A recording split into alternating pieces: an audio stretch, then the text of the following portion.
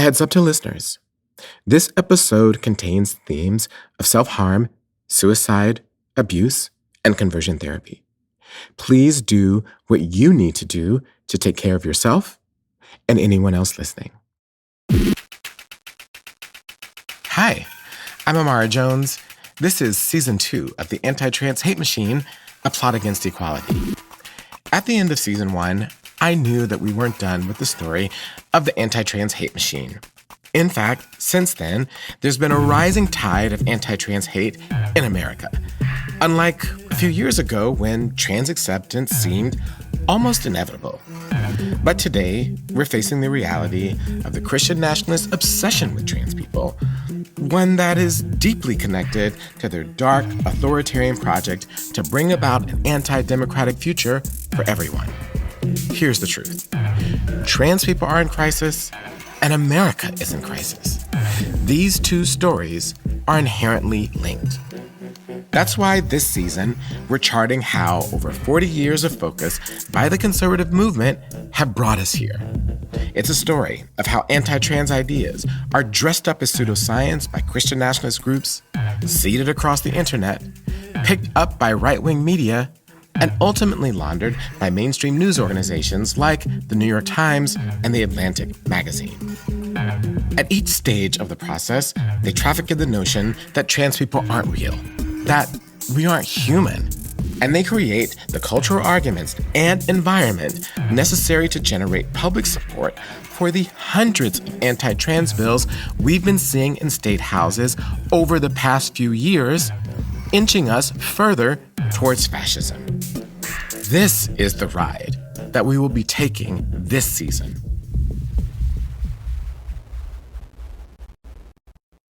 So let's take a deep breath and get started on this twisted journey. To understand all that's happening right now, we need to travel back in time, more than a half a century ago. We have to begin with conversion therapy. What Jimmy didn't know was that Ralph was sick, a sickness that was not visible like smallpox, but no less dangerous and contagious, a sickness of the mind. You see, Ralph was a homosexual. For much of the 20th century, homosexuality was a psychiatric diagnosis. It was an umbrella term for anyone operating outside of gender norms, whether they were gay, trans, or bisexual. Those diagnosed with homosexuality could be sent away and subjected to all kinds of quack medical treatments in an effort to correct the condition, with electric shocks, hysterectomies, even lobotomies. What's astounding is that after nearly 50 years, LGBTQ youth are still victim to the latest version of these practices. In fact, nearly 1 out of 12 LGBTQ adults in the US have endured some form of conversion therapy in their life. That's according to research from UCLA's Williams Institute. This means that almost everyone knows someone who's experienced it. Ariel Rebecca is one of them. I always felt like the odd one out, both in my family and in my town. Ariel grew up in Harrington Park, New Jersey, just an hour from New York City. It's a suburb that Ariel describes as a white picket fence kind of a place, where appearances were paramount. I felt different and was treated like I was different. I was bullied.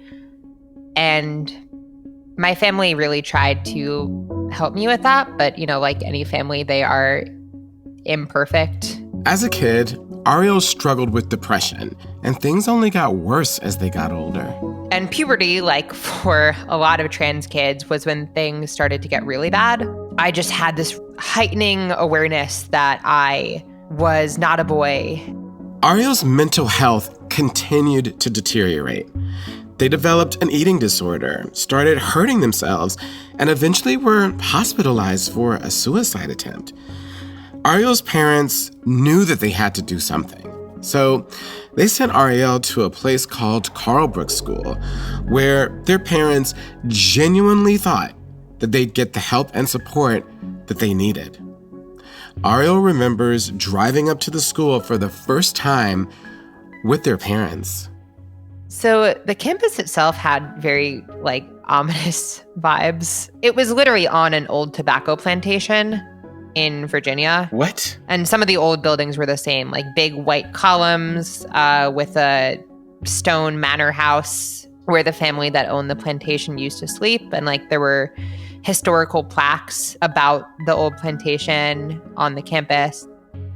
Ariel felt uneasy, but Carlbrook promised to support its students with structure and mental health support. And Ariel took the need to get better really seriously. That's one reason why they decided to come out as trans. It happened at a daily ritual called Last Light, where students and staff members gathered in the school's common area to share a story or an accomplishment. I sat down in front of 130 of my fellow students and staff members and a bunch of therapists and said, I am transgender. I want you to call me Ariel. And I want to go on hormones, and like kind of word vomited from there. And in that moment, Ariel felt really supported. The room filled with applause before several people came up to hug Ariel and offer their congratulations.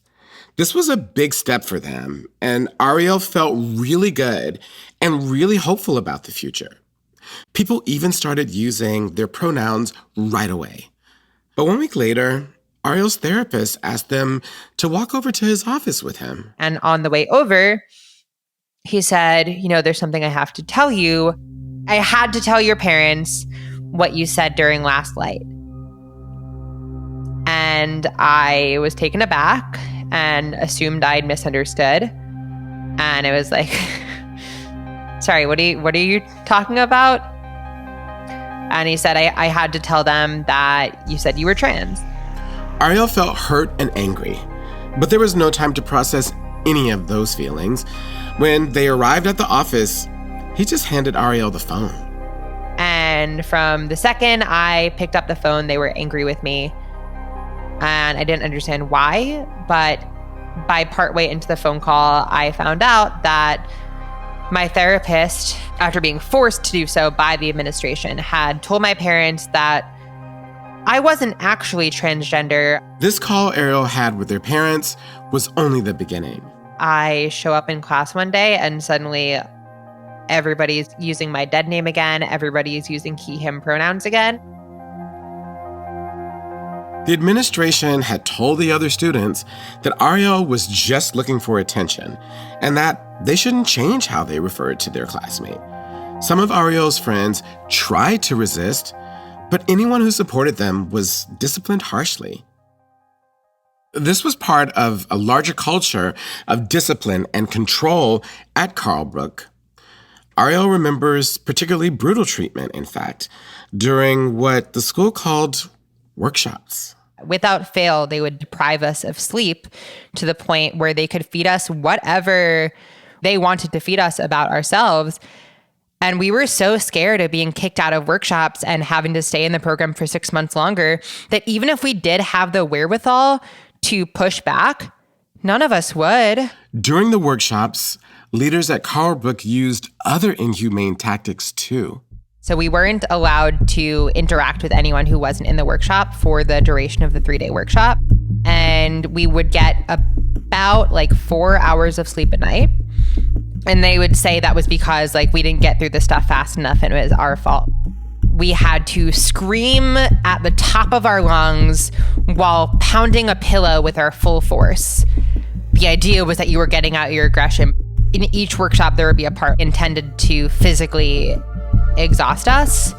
And then following that would be the session where they would try to feed us some information about ourselves that they had pre-planned to feed us. That was when they held a baby picture of me up to me and kept saying, look at this little boy. Don't you just want to protect him? Don't you just want to show him all the love?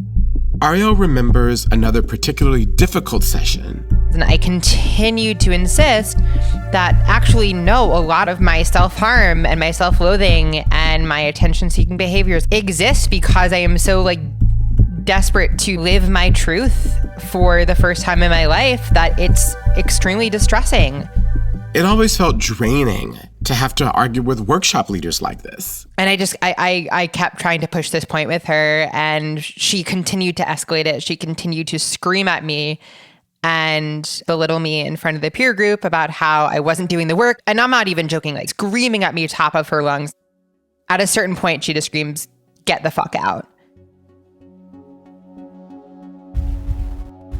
Students at Carlbrook also had their meals withheld. Sometimes they were given lots of food, sometimes very little. Mealtimes were never consistent, adding to the feeling of uncertainty that students felt at all times. To be clear, these are so-called enhanced interrogation techniques used by the CIA during the War on Terror. Of course, enhanced interrogation techniques is a euphemism for torture. And like those who experience torture, many never come back from it. In fact, Ariel and a group of other survivors from Carlbrook have calculated that 1 out of every 50 students who attended the school committed suicide. Over time, the brainwashing began to work and warp Ariel's sense of self. I just gave up. I stopped trying to bring it up. I stopped talking about it to people. I just used he, him pronouns. How did that feel? Horrible. I had more inner chaos and fear than I'd had when I got to the program. I'd gotten there really eager to transition, eager to come out and finally understand this part of myself that I'd been denying for so long. And it felt like I had gone backwards. It felt like all of these people outside of me were saying like, wow, look at how much progress he's made. While I knew that that was false. I knew that I, in many ways, was so much further from where I wanted to be. And I was scared. I was just a shell of who I had previously been. I lost the fire inside me. Fortunately, Carlbrook shut down in late 2015. But the damage to Ariel and countless other young people was already done. Eventually, Ariel went to college, where they could finally begin to live their life. Something happened the second my parents walked off the campus on the first day of freshman week, which was like the week before everyone else got there. And my parents left. I walked up to my dorm room. I took out a bunch of makeup that I'd secretly bought myself. I put on a face of makeup, walked out of my dorm, walked to the dining hall for my first dinner as a student. And from that moment on, I was Ariel. Started introducing myself as me and never really looked back. But that doesn't mean that it's been easy to heal from what happened at Carlbrook. But it was weird because of the experiences I'd been through at Carlbrook. It was another year before I really believed myself. Like during that first year, there were many times where I was like, oh my God, what did I get myself into? I mean, and the self-doubt ran even deeper than I had realized. Because even though I'd understood who I was for such a long time, what I'd been through really affected my relationship to myself, affected my relationship to trusting myself. What happened to Ariel is sadly not unique. Around 700,000 people in the US have been subjected to conversion therapy. And queer people who endure the practice are 10 times more likely to commit suicide. That's because it's traumatic abuse that has no scientific backing. Even though the practice was deemed ineffective and harmful 50 years ago by psychologists and psychiatrists, it's far from gone. It happens in settings like Carlbrook. It continues under names like gender counseling or reintegrative therapy, and in religious camps and ministries. So, if conversion therapy doesn't work, then why is it still happening? Well, many evangelical Christians still hold on to this idea that queer people can be changed. And the fact that these practices are still widespread is actually thanks to one man who made it his mission. There is a great deal of confusion and misinformation in regard to homosexuality, and I admit to you all the answers are not in homosexuality was effectively removed from the list of psychological disorders in the 1970s. One psychologist, though, James Dobson, was mortified by this change, and he made it his personal crusade to rewind all of this progress. That's why he founded a group called Focus on the Family. You might remember James Dobson from our last season. He rose to national prominence as a commentator on child and family issues in the 1980s. Here he is answering questions from a live studio audience of parents. It's just one of many, many TV specials produced by Focus on the Family. There are many people that feel that it's largely genetic, that a child is born with it. There are other people that feel that it results from a peaking of testosterone, the male hormone, at about 3 months of age, which fixes the brain as masculine or feminine. The only answer that I would have to that is that if it were merely genetic or something that was going to occur routinely, then it wouldn't vary in incidence from society to society. You wouldn't have what I would consider to be epidemics, as I believe we're experiencing at this time. Dobson felt the need for evangelicals to respond with a cure. And for him, the response had to be as big as the disease. So Dobson started building a multi-billion-dollar empire to fight against homosexuality and queerness. In addition to Focus on the Family, Dobson founded the Family Research Council. It takes the goals of Focus on the Family and translates them into policies that are pushed by politicians all across the country at every level. It's been labeled as a hate group by the Southern Poverty Law Center, actually, and is one of the essential pieces of the anti-trans hate machine. But Dobson didn't stop there in his campaign against sexual orientation and gender identity.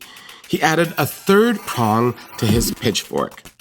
In 1988, Dobson also created a group called Love One Out. The point was to elevate people who said that they were ex-gay and ex-lesbian as part of a ministry to spread the idea that queerness was a choice and could be changed. And they were keen to put people in front of the media.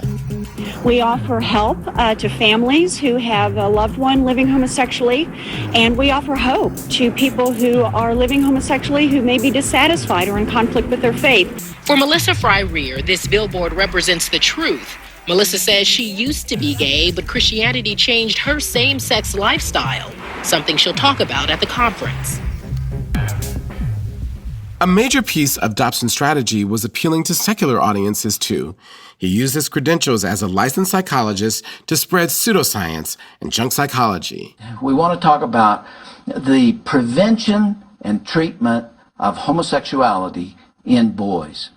What a very, very important topic. Here he is in 2011, hosting an event called Bringing Up Boys. It's yet another program brought to you by Focus on the Family.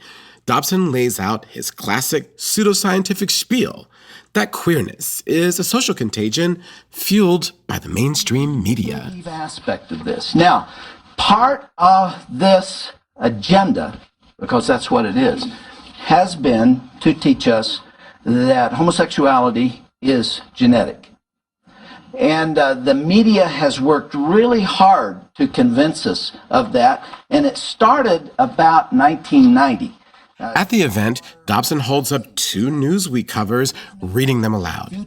One of them is called The Future of Gay America, and the other headline reads, Is this child gay, born or bred? The origins of homosexuality. So they're starting to hack away at the belief that homosexuality is environmental in nature and in its origin. And that's the threat for Dobson. If homosexuality is natural, is intrinsic to who people are, then it could be accepted. The only answer, then, is to say that it's made up. That's where the ex-gay movement comes in. The truth of the matter is there are tens of thousands of people who have come out of homosexuality. And they're all over. There are more than 1,000 who are being treated at any given time for homosexuality. There are deeply rooted factors that account for this, and they are tough to whip. They're really tough, and it's a whole lot better to do it early. And that's what we're here to talk about. From the 1970s until the time he stepped down in 2009, Dobson was creating the infrastructure to spread misinformation about queer people. And his influence still looms large. Even today, Focus on the Family maintains a Christian counseling network. They claim to have referred more than 300,000 people to therapists who are required to agree to its policy on counseling for sexual identity concerns.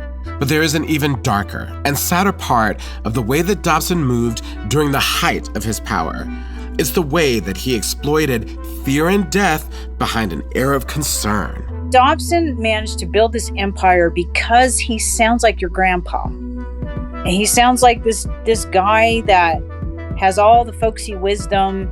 F. Schlatter has been a leading researcher of right-wing hate for more than 40 years. She began studying the Christian nationalist movement in grad school at the same time that Dobson emerged on the scene. So she's been keeping tabs on him from the beginning. And since then, she's done deep investigative work for leading nonprofits and important academic research on this movement. F says that when she began looking into all of this in the 1980s, Dobson and his allies were weaponizing the AIDS crisis. They had a ready-made target, very visible, and dealing with a terrible, horrible disease that was literally ravaging a lot of the gay community at that time. Ev saw firsthand how leaders of the anti-gay hate movement used the HIV/AIDS epidemic to spread fear and disinformation, painting queer people as dangerous and self-destructive. So you saw sort of like this feeding off each other to kind of like combat the LGBTQ quote-unquote agenda, but also to sort of try to offer something to them to get them out of the LGBTQ movement, and that was conversion therapy. Ev saw that a key part of the strategy was offering a false hope to people, giving them a way to leave the tragedy and trauma behind by no longer being gay. Ev says that's how Dobson and his allies worked hard to build up the ex-gay movement. They had certain people who became like poster children, if you will, for the ex-gay movement. We found one of those poster children, Yvette Cantu-Schneider. And during that time, it was so scary. I lost 17 friends to AIDS. And I started then to look like I need some mooring here. Yvette was one of the major public figures who told the nation that gay people could renounce their queerness and same-sex attraction during the 1990s. This was a foundational idea of conversion therapy. At the start, she was seduced by promises from the ex-gay movement. One of those promises? That she could leave her own gay life behind after AIDS ravaged her community. I felt unmoored. I need spirituality. I needed to understand what was happening. And that's when I started going to church. So I was 27 years old when I became a born-again Christian. And you turned to the, is this a Protestant evangelical church that you went to? Yeah, so this was a spirit-filled, charismatic, speak in tongues type of church, one I had never seen before, but that a friend of mine went to. And I fell in love with it right away in terms of how I felt the presence of God. Her friend promised that this church wasn't anti-gay, but over time, it became real clear that that wasn't true. The pastor's wife took me aside and said, "The other day when we were praying, Yvette, we saw a spirit of homosexuality on you and we need to cast it out." So she and this other woman cast out this spirit of homosexuality and filled me with purity, and then told me that I was under quarantine, that I couldn't talk to anyone, none of my friends, not even my roommates, of which I had 7. All I could do was go to work, come home, read my Bible, and pray. Yvette was trying to do what she thought was right, pushing down her same-sex attraction. More and more, leaders started calling on her to talk publicly about her move away from the so-called gay lifestyle. When she was asked to speak as part of a Christian Leadership Week in a suburb of LA, She said yes. Essentially, it was a series of gatherings in private homes where a speaker would share a story about an act of God in their life. And people would have guests that would speak about whatever their experiences were that God had done in their lives. Of curing them of cancer, curing them of alcoholism, all sorts of things. And they wanted me to come and talk about how I wasn't a lesbian anymore. And so I did. This was the first time I did a big presentation, and it was an hour long. And there was a woman sitting in the front row. And afterwards, she said, "Would you consider relocating to Washington, D.C.?" And I thought, who is this woman? Why would I relocate to Washington, D.C.? What is she talking about? Well, it ended up that she was on the board of Family Research Council and Focus on the Family. So the next week, she had me come to her house, do the presentation again. She recorded it, sent it off to FRC, and a few weeks later, I was in D.C. interviewing for a job. For the Family Research Council, Yvette was the ideal ex-gay spokesperson, a perfect addition to James Dobson's strategy to erase queer people, and they were methodical about how they used her. So when they offered you the job, what did they say? We're interested in hiring you because, number one, you're a woman. And when we look at the men who call themselves ex-gay, they don't seem ex-gay. They still seem very effeminate, and they don't come across as straight, whereas you come across as straight. You have a Hispanic last name since your dad was Mexican, so we have the element of color. You present well, you speak well, and so we're interested in hiring you. Yvette headed to D.C. without really stopping to consider how she was being used. She became the face of the Family Research Council and the face of a burgeoning conservative movement.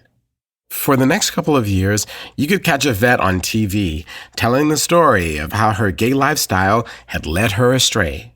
Some clips of her speaking were recently featured in the Netflix documentary called Pray Away. I personally came out of the homosexual lifestyle that I was in for 6 years. I have 15 dead gay male friends who have died of AIDS. My point in all this is to show that it is a dangerous, destructive lifestyle. Yvette says the movement was intent on lifting her up as a figurehead and making people believe that queerness was environmental, a key part of their strategy to argue that gay people shouldn't be legally entitled to civil rights. Because in the 1964 Civil Rights Act, one of the characteristics to be considered for special minority status was an immutable characteristic. So if people are born gay and stay gay, then they'd qualify as a special minority. If they could change, then they wouldn't. So that was always the argument when fighting against any sort of legislation. Like, this is, LGBTQ people can't be considered special minorities because they can change. So to convince the public that homosexuality was a choice, Yvette and her colleagues avoided making explicit religious arguments for conversion therapy in public. Strategists at the Family Research Council and broader far-right movement knew that those arguments wouldn't hold with an increasingly non-religious public. Say, if we went on a news show, then it would just be about whatever facts we could find to fit our narrative and try to keep God out of it as much as possible, even though that's what was motivating us. What I do at Family Research Council is opposing an aggressive homosexual agenda, which is trying to destroy marriage, which is trying to bring about gay adoption. A child needs a mother and a father. Eventually, Yvette got married and had kids. And according to the norms of the evangelical Christian nationalist movement, mothers had to be at home unless they were in ministry. So Yvette left the Family Research Council and began working for Exodus International, a powerful and influential network of ex-gay ministries. Dobson's Love Won Out actually became part of Exodus. Yvette joined the organization as first head of women's ministries, essentially a counselor to Christian leaders who were struggling with their sexuality. And it's here, working with ex-gay Christian leaders, hundreds of people, that she noticed something crucial. No one was actually changing.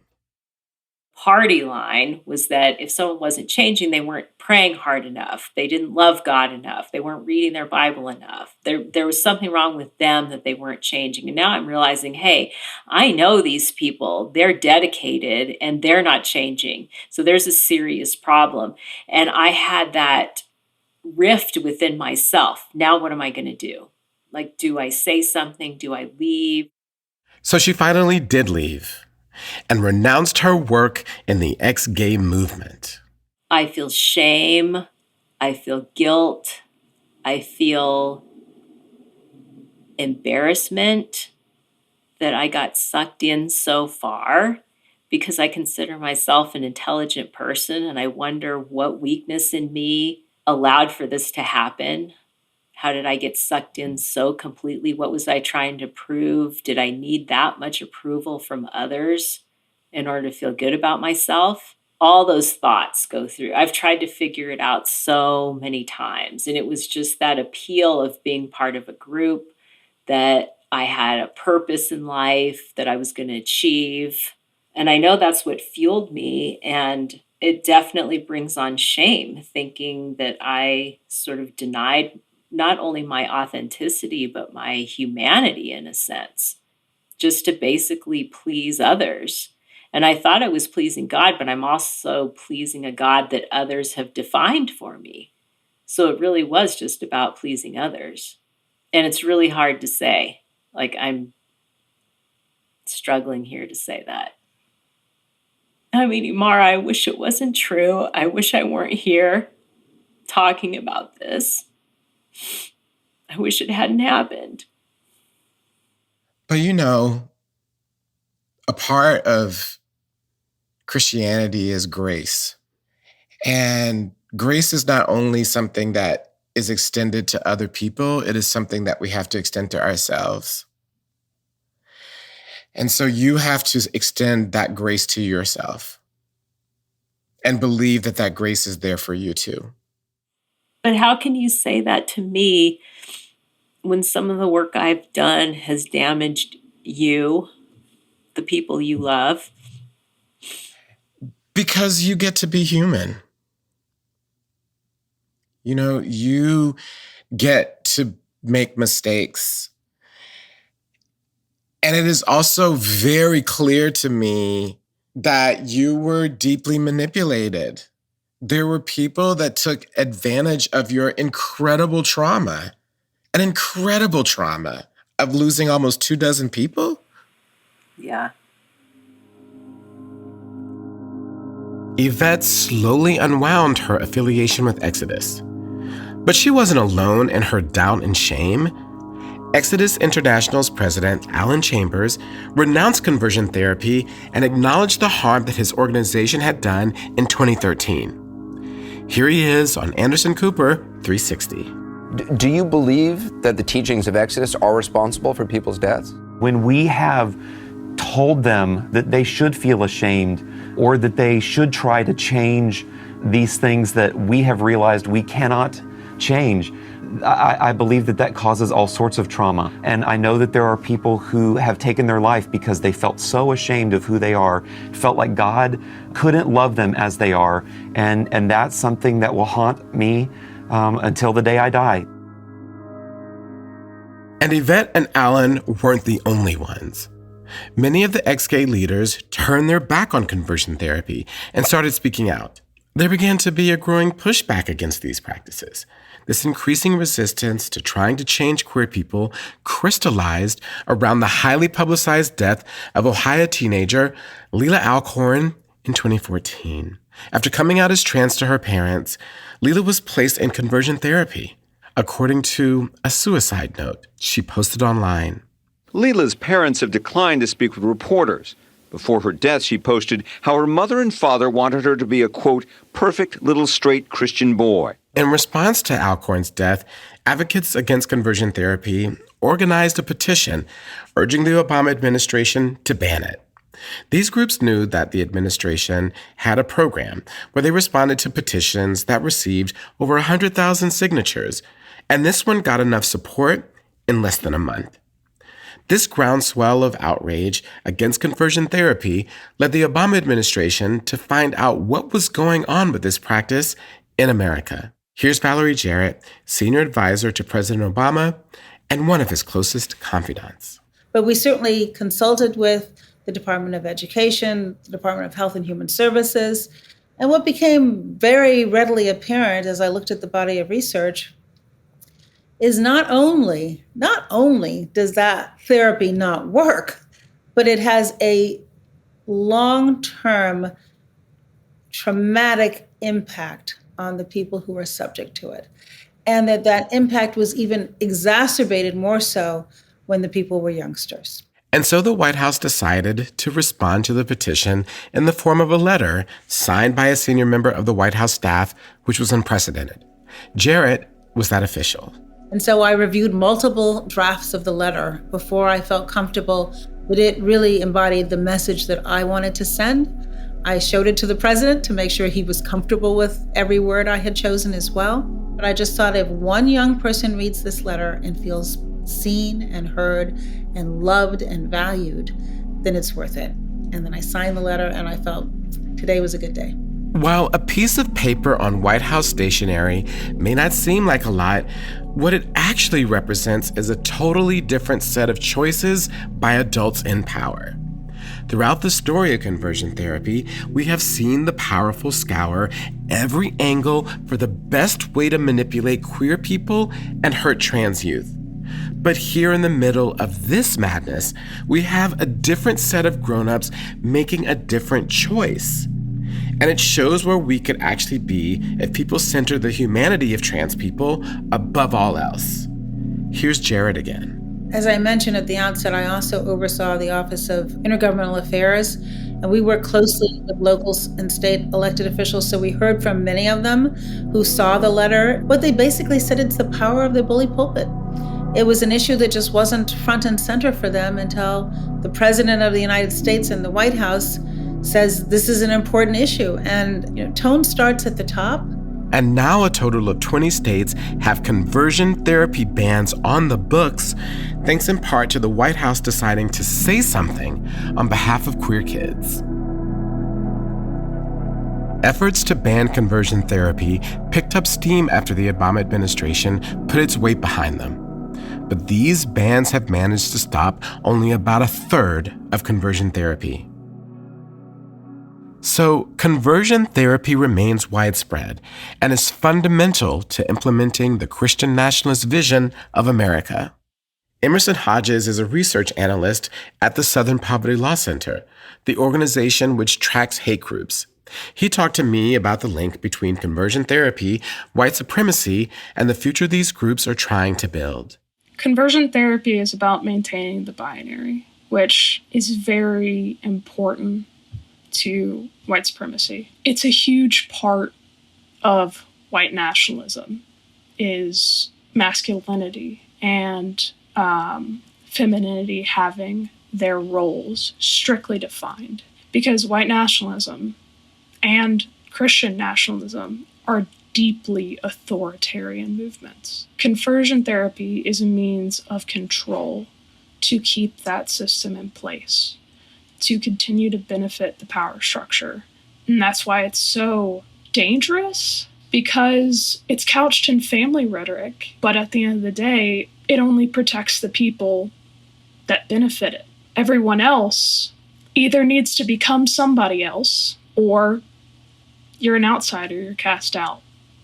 And conversion therapy is the ultimate means to continue that structure of white Christian nationalism. So while the Christian nationalist movement is working to bring about this dark vision, trans people who were harmed and used by the right are fighting back. They're pulling back the curtain on a more recent effort by conservatives to take everything they've learned from the conversion therapy movement and focus it all on the trans community. That's next time on the Anti-Trans Hate Machine, a plot against equality. We both are kind of trying to turn our experiences into something positive and take what we learned, what worked and what didn't, and do what we can to sound the alarm about like different groups that are trying to pass themselves off as caretakers or resources, but actually are, promoting conversion therapy or some kind of ex-trans subculture or something like that.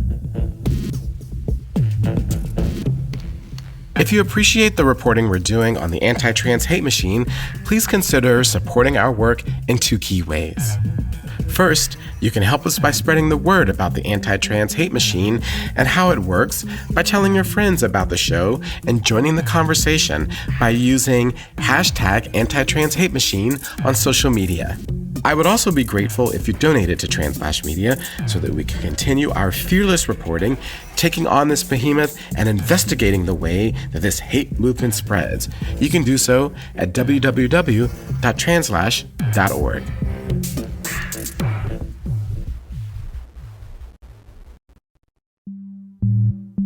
The Anti-Trans Hate Machine is hosted and executive produced by me, Amara Jones. But of course, it would not be possible without a large team who have devoted more than 1.5 years of their lives to this podcast to make it happen.